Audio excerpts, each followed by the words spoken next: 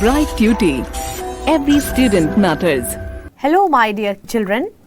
Today, we will be taking up this chapter, Taro's Reward. What does it suggest? It looks like Taro is some person, some boy, some girl, I don't know, maybe. Let's read in the chapter. And reward means prize or some trophy or something. We will read in the chapter. Have you received any trophy ever? Have you won any competition? Well, if you have, that's great. Well, I have won many rewards. Alright, let's read the chapter. But before we read, we will read the snippet, what this chapter is all about. This chapter is about a thoughtful son. This story is about a son who is very thoughtful and loving. He works really hard to fulfill his parents' wishes and gets some unexpected help, which is a miracle, a mystery, a magic. Let us read the chapter. A young woodcutter named Taro lived with his mother and father on a lonely hillside. All day long, he chopped wood in the forest. Though he worked very hard, he earned very little money. So what has been explained here? There was a very young woodcutter. His name was Taro. He lived with his mother and father, his parents, on a lonely hillside. Hillside as in a place which is surrounded by hills on all the sides. And it was a very deserted, secluded area. Secluded means lonely. Deserted means lonely. These are the synonyms. You can read and learn these synonyms. Lonely as in deserted or secluded. But these two synonyms are only used when lonely is associated with a place. Not I am feeling lonely. You cannot say I am feeling deserted. I am feeling secluded. No. Deserted and secluded are the words used for a particular area, a particular place or a particular location, which is where there are no more, where there are no people or less people, or the vicinity is not very, populated. So that particular place can be called as deserted or secluded or lonely. So here they lived on a lonely hillside where there were no people or no population around that particular area. All day long he chopped wood in the forest. What does chopped means?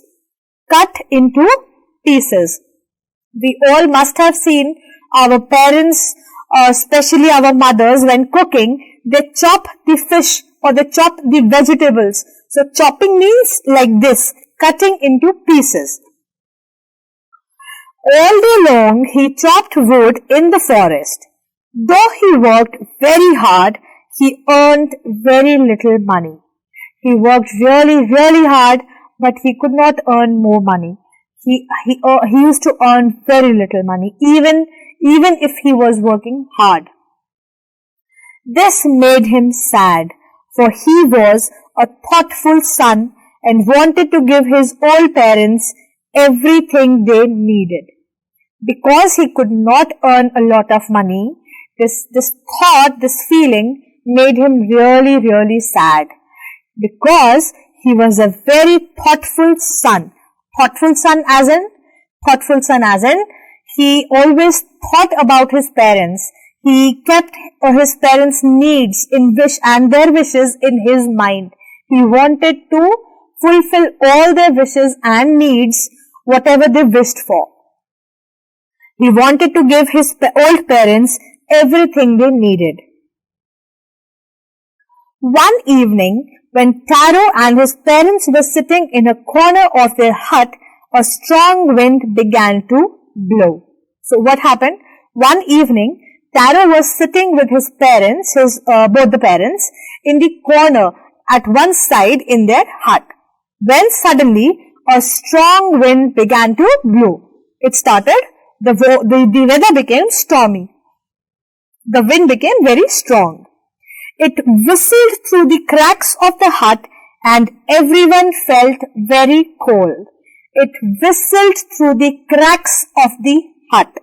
Cracks of the hut means, if this is a hut and these are the wooden planks, so there used to be a little gap here, here, here. These gaps are called as cracks. Let's read here. Cracks means narrow gaps or openings. Narrow gaps between two things. Two wooden planks. If there is a little small gap, that gap would be called as crack. It whistled through the cracks of the hut. What does whistled through means? Whistled through means passed through with a whistling sound. You all must have seen when the wind is very, very strong, very fast wind is blowing, it produces a whistling sound. That whistling sound here is mentioned as whistled through the cracks of the hut. And everyone felt very cold. That strong wind came with cold. Suddenly Taro's father said, I wish I had a cup of sake. It would warm me and do my old heart good. Taro's father said, how I wish I had a cup of sake. It would warm me and do my old heart good. What is sake? And how do we know that we have to pronounce it as sake and not sake? Because S-A-K-E is generally pronounced as sake. So let's read further. S-A-K-E here on the right side. A popular Japanese drink. Sake is a popular Japanese drink. Sa is pronounced like fa in father and K rhymes with way. So we know that it has to be sa and K and not sake. So sake is a popular Japanese drink.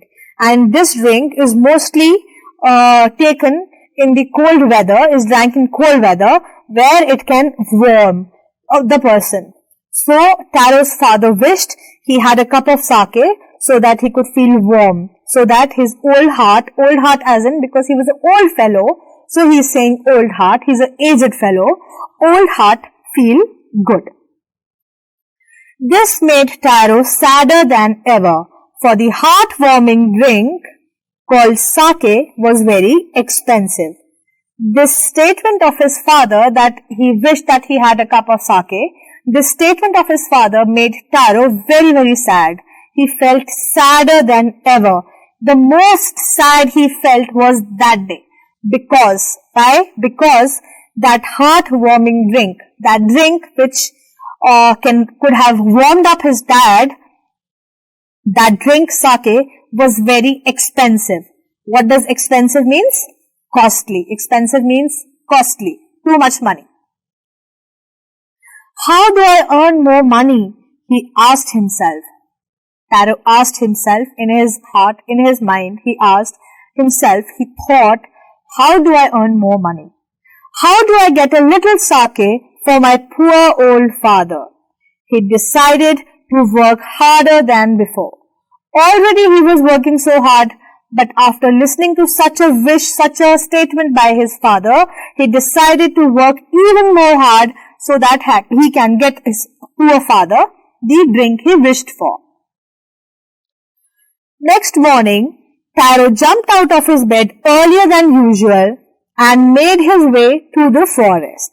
He chopped and cut as the sun climbed, and soon he was so warm that he had to take off his jacket. So next morning, Taro jumped out of his bed earlier than usual. Whatever time he used to go to the jungle, he got up a little more earlier and went to the forest to work a little more harder. He chopped and cut, he worked really hard. He kept on just chopping and cutting the wood and logs so that he could earn a little more money. As the sun climbed and soon he was so warm He got really tired. He was all sweaty. He was so warm that he had to take off his jacket. His mouth was dry and his face was wet with sweat. His mouth was dry with thirst. He was so thirsty that his face was wet with sweat. He was all sweaty. The sweat was dripping down over his face because he was working so hard. He was doing the very difficult labor by cutting and chopping the logs. My poor old father, he thought, if only he was as warm as I. Because by doing such a labor, he was so warm, he thought, my poor old father, who is already so old, he is sitting in the hut, feeling so cold and wishing for a sake. I wish he could be as warm as I am at the moment. And with that, he began to chop even faster, thinking of the extra money he must earn to buy the sake to warm the old man's bones.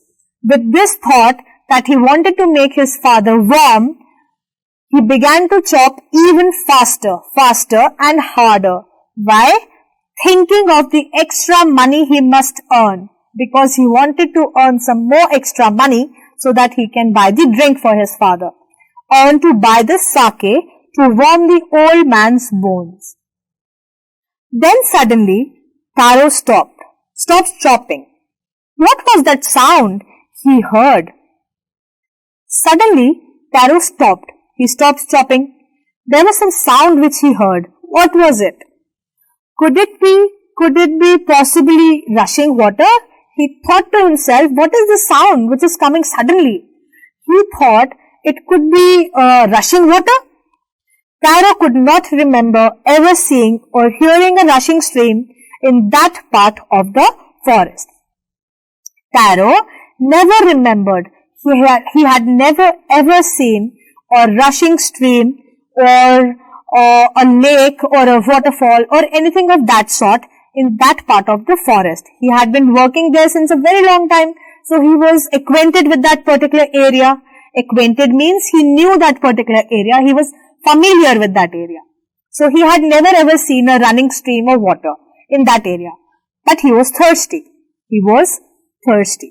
The axe dropped out of his hands and he ran in the direction of the sound. Because he was so thirsty, the axe, what is an axe?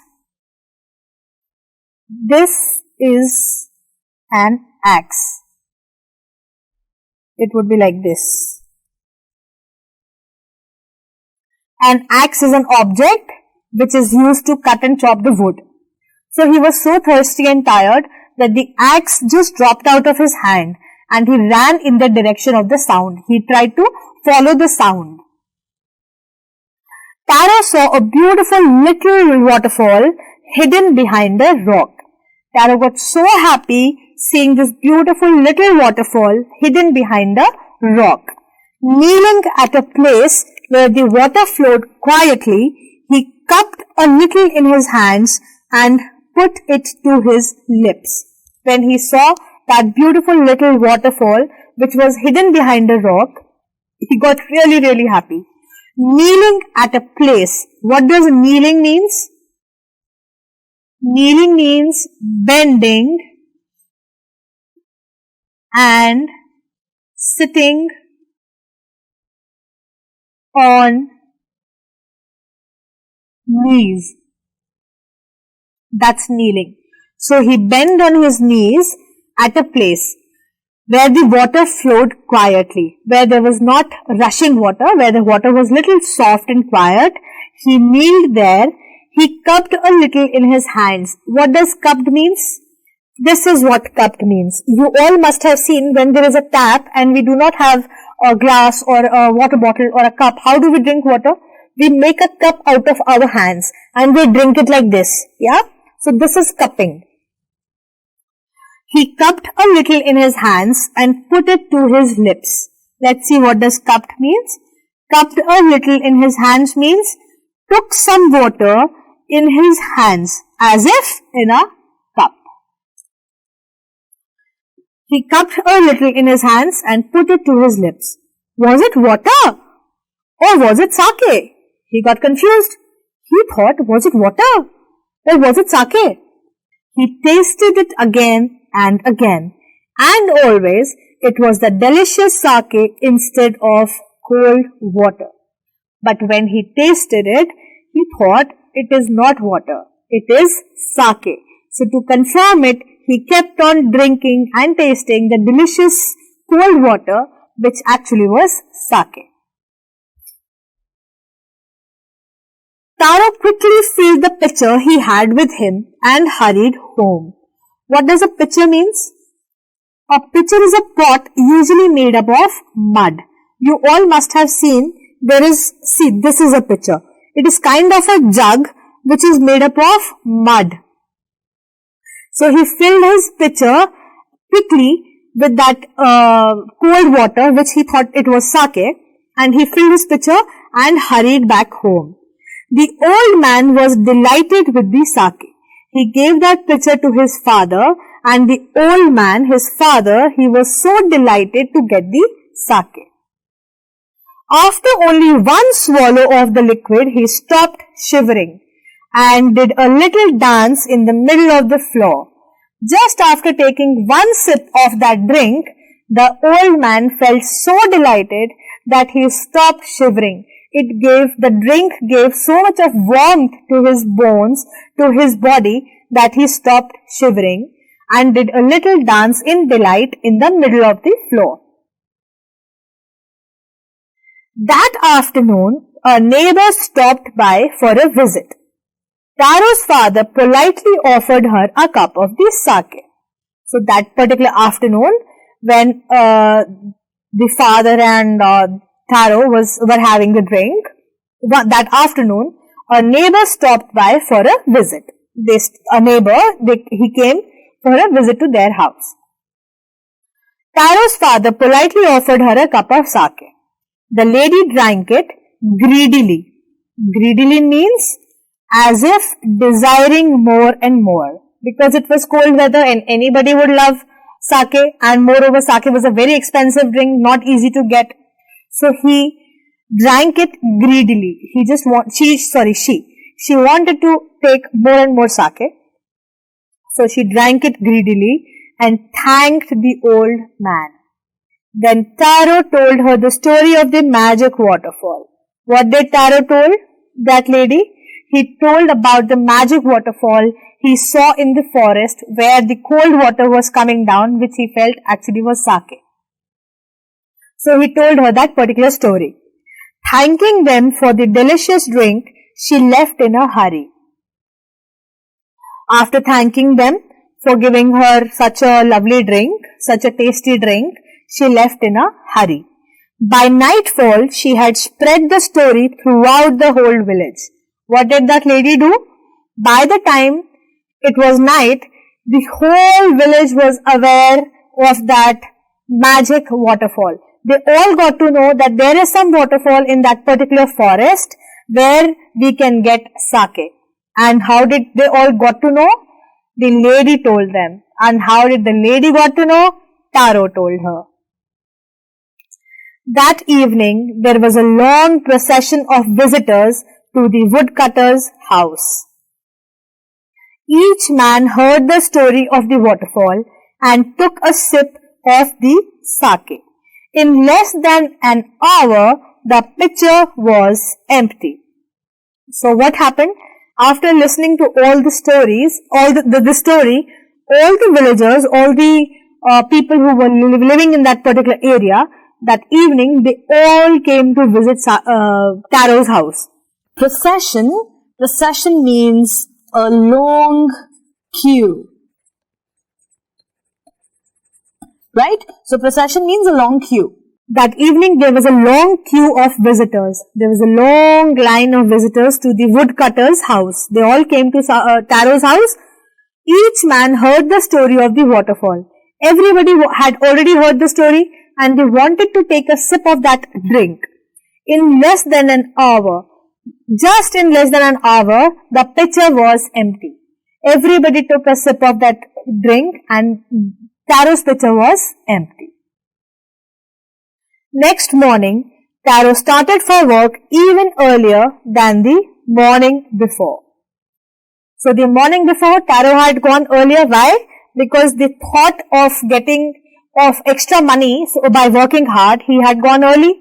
But next morning, after he had already found the magic waterfall, he got up even earlier and went for work. He carried with him the largest pitcher he owned, for he intended first of all to go to the waterfall. So before going to the work, before going to chop and cut the woods, he decided that he would go to the magic waterfall first. So he carried the largest pitcher, whatever he had in his house, he picked up that. For he intended first of all to go to the waterfall. What does intended means? Planned. He planned to go to the waterfall first. Suppose if we have to study for our exams and we have math, science and English as per the date sheet, so we intend to study maths first. What does intend to study? We plan to study maths first because maths is the first exam. So intend means plan. Okay. When he reached, we'll read from the earlier line. Taro started for work even earlier than the morning before. He carried with him the largest pitcher he owned, for he intended first of all to go to the waterfall. When he reached it, he found to his great surprise all his neighbors were there.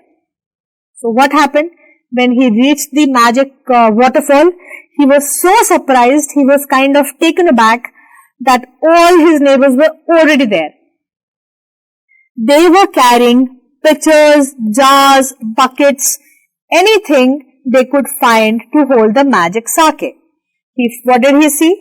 He saw that there were all the neighbors at that magic waterfall and they all were carrying pitchers, jars, buckets or anything they could find to hold the magic sake, anything which could hold the drink.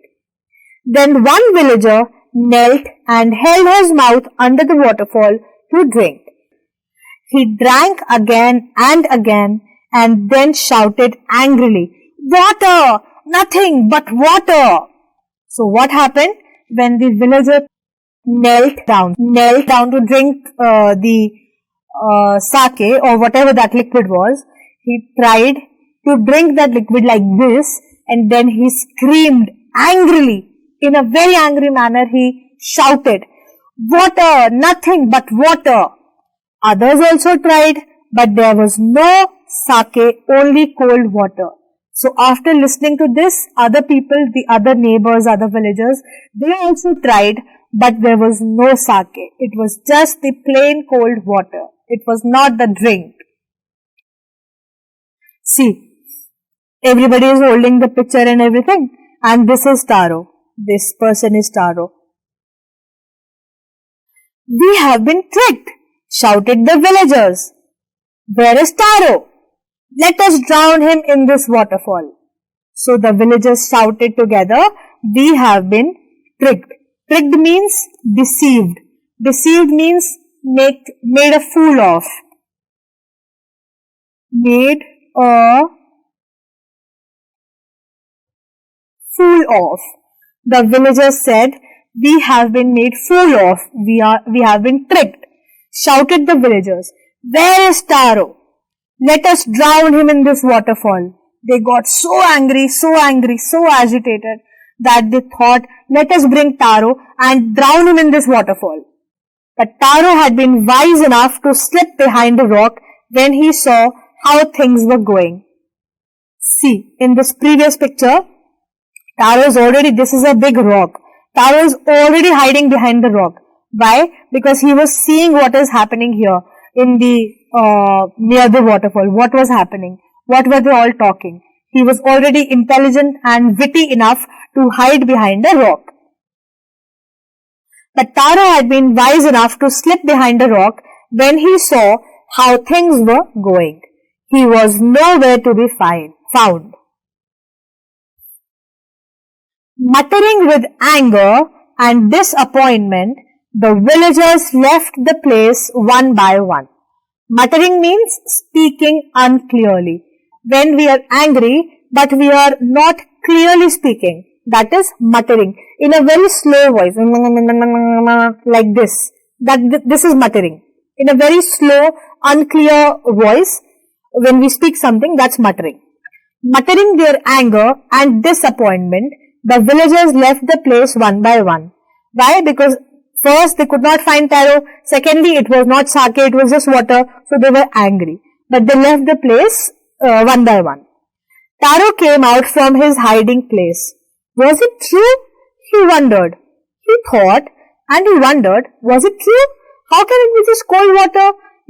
Just a day before he took sake from there and he gave it to his father. He gave the sake to all the villagers, to his neighbor even, who had come to drink, to visit them. So he wondered, was it true? Was the sake a dream?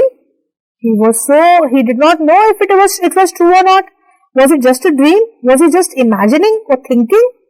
Once more he caught a little liquid in his hand and put it to his lips. He did the same thing. He cupped his hand, put a little more liquid in it and just put his lips near the cupped hand. It was the same fine sake. To the thoughtful son, the magic waterfall gave the delicious sake. To everyone else, it gave only cold water. So what happened? When he tasted the drink again, it was the same fine sake. And why was it sake? Because that magic waterfall gave the delicious sake to the thoughtful son. Thoughtful son means because he was so thoughtful about his parents, he wanted to give them comfort and warmth. He was thinking about them all the time. He wanted to earn extra money to get them sake. The magic waterfall gave him the delicious sake. But to everyone else, it gave only cold water because everyone else came there in greed. They did not have the intention of helping somebody. They were not thinking about anybody else. They only had that selfish motive of getting the delicious sake free of cost. They were greedy. They were greedy of that drink. So to everyone else, it gave only cold water. The story of Taro and his magic waterfall reached the Emperor of Japan.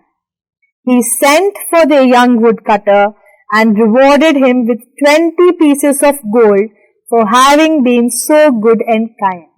This story of Taro and his magic waterfall, it reached the Emperor of Japan. The Emperor, the ruler of Japan, heard about this story and he sent for the young woodcutter. Sent for means he called. He sent his ministers or whoever. He sent for this little boy, called for this little boy, a little young woodcutter, and rewarded him and gave him a prize with 20 pieces of gold for having been so good and kind. Then he named the most beautiful fountain in the city after Taro. And as a reward, after giving the 20 pieces of gold, he named the most beautiful fountain in the city after Taro. That is such an honor for Taro because he was so good, he was so kind, he was so unselfish, he was so thoughtful about his parents that he was rewarded 20 pieces of gold and a beautiful fountain in that city of Japan was named after his name, Taro. This, said the emperor, was to encourage all children to honor and obey their parents. So the emperor told everybody that this is an act. He is rewarding Taro with the gold pieces and with this beautiful, naming the beautiful fountain, fountain after his name as an act of, so that the other children will be encouraged to honor and obey their parents, to regard regard, to respect and obey their parents. This is a Japanese story which has been retold. The story is all, let's quickly, make the gist of the story. The story is about a boy who was a woodcutter. He was a young woodcutter. He lived with his parents in a small hut on the hillside, a lonely hillside. He did not earn a lot of money. He used to chop and cut woods. So one day, he was sitting with his parents in the hut. Then suddenly a very cold wind blew and his father was feeling very cold and he said, "How I wish I had a cup of sake so that my bones and my old heart would feel good and better." This thought made Taro very, very sad, and he asked himself and he thought, how can I get a little more money? So he thought that I'll work a little harder so that I can get some extra money and I can fulfill my my father's wish. So he got up early the next morning and he went to the forest. He started cutting woods and he was so sweaty after a while, and when the sun came up, he was feeling all drained and very sweaty. He was thirsty and too tired. He had to take off his jacket. Suddenly he stopped. Why did he stop? He stopped because he suddenly heard a sound of running water, running stream.